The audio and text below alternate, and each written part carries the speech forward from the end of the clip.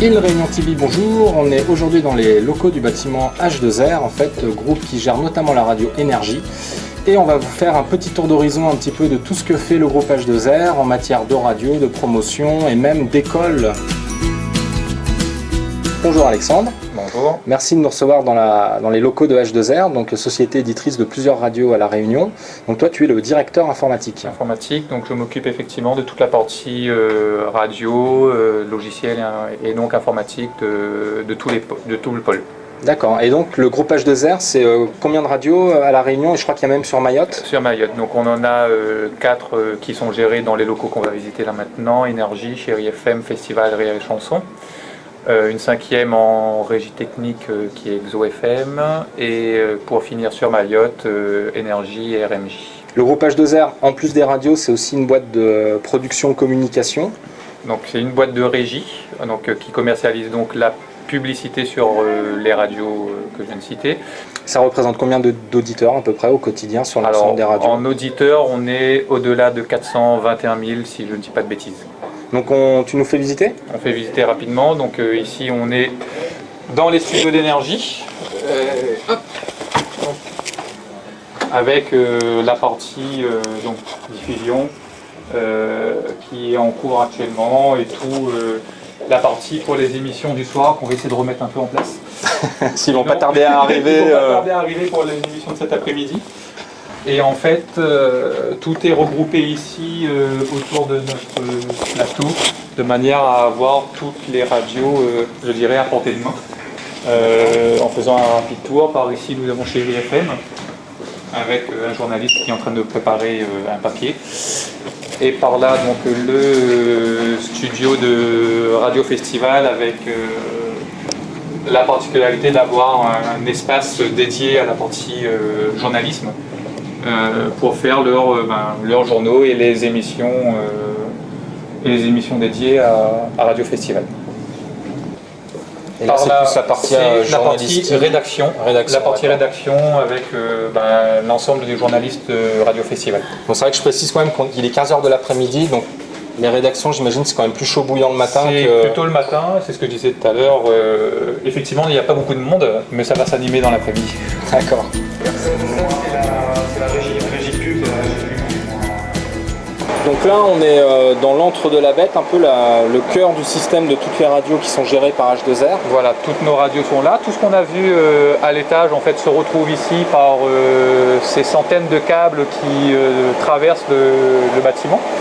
Et on arrive ici avec une petite baie par radio pour gérer l'ensemble de nos départs vers les émetteurs. En tout cas, on sent que ça chauffe parce que les clims elles sont à fond, il fait bien froid ici. Il fait bien frais, et effectivement. Et justement, la partie radio IP qu'on vient de voir, elle est là. Et la différence, effectivement, c'est que maintenant, si on peut passer derrière, on devrait pouvoir. Hop. On devrait pouvoir passer derrière. On fait de la radio sans son. C'est-à-dire qu'avant, on avait des câbles son qui étaient comme ça là et qui sortaient des câbles son des machines. Ouais. Et maintenant, on n'est qu'avec du RJ45. La vraie grosse différence et qui nous permet d'être la radio qu'on veut au moment où on veut. D'accord.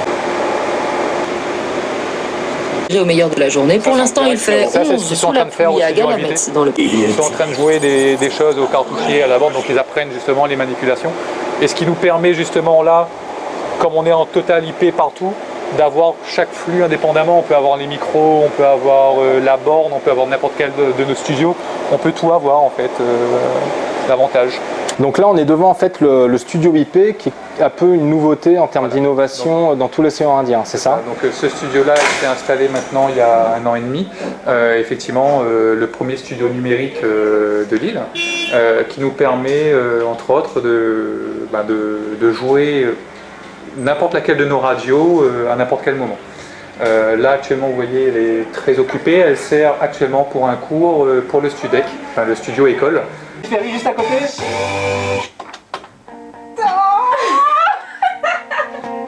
D'accord. T'as voulu continuer?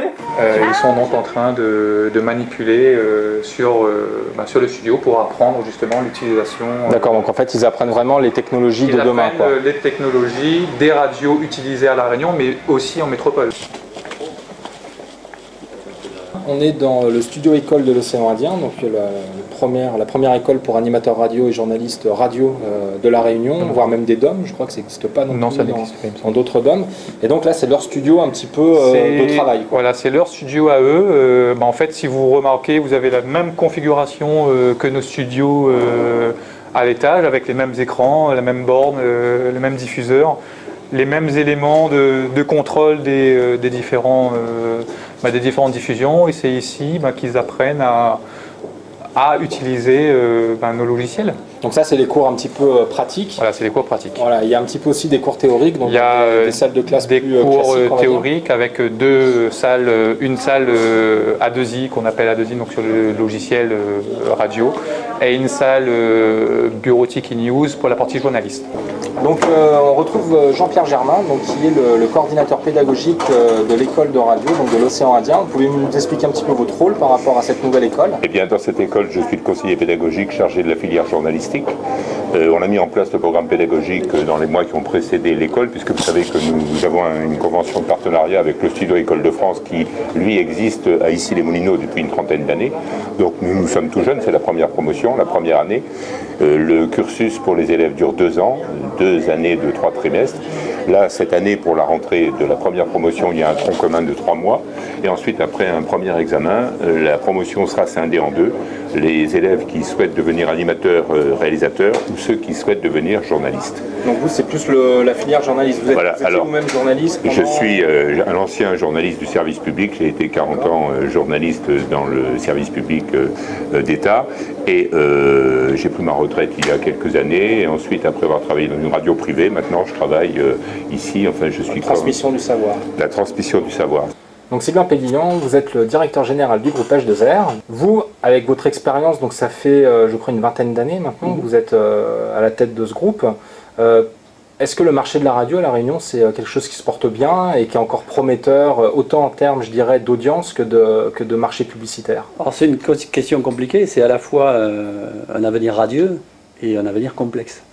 Radieux, pourquoi? Parce que la radio à La Réunion est extrêmement dynamique, que le territoire réunionnais est assez propice à la radio, c'est une région de culture orale, que la radio est un média de crise et qu'on traverse une période compliquée, et à la fois complexe, parce qu'il y a une surconcurrence de médias à La Réunion, que La Réunion compte la plus grosse densité de radio par habitant, et fait qu'aujourd'hui, effectivement, la concurrence aidant et le marché devenant de plus en plus tendu, forcément et inéluctablement, il y aura de la casse. D'accord. Donc un petit peu votre projection dans l'avenir, c'est qu'il va quand même y avoir peut-être des arbres qui vont tomber dans la forêt ou ce genre de... C'est fort probable. Le dernier appel à candidature a autorisé énormément de nouvelles radios. On constate qu'après 8 mois d'activité, de nombreuses radios sont déjà en difficulté.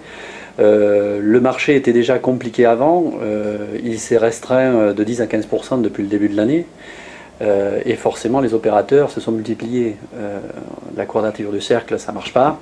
Il faut effectivement arriver à trouver des modèles économiques qui soient viables, et La Réunion en plus de ça est une zone extrêmement complexe à couvrir pour la radio. Aujourd'hui, les frais de diffusion à La Réunion sont 10 à 15 fois supérieurs à des zones équivalentes en métropole.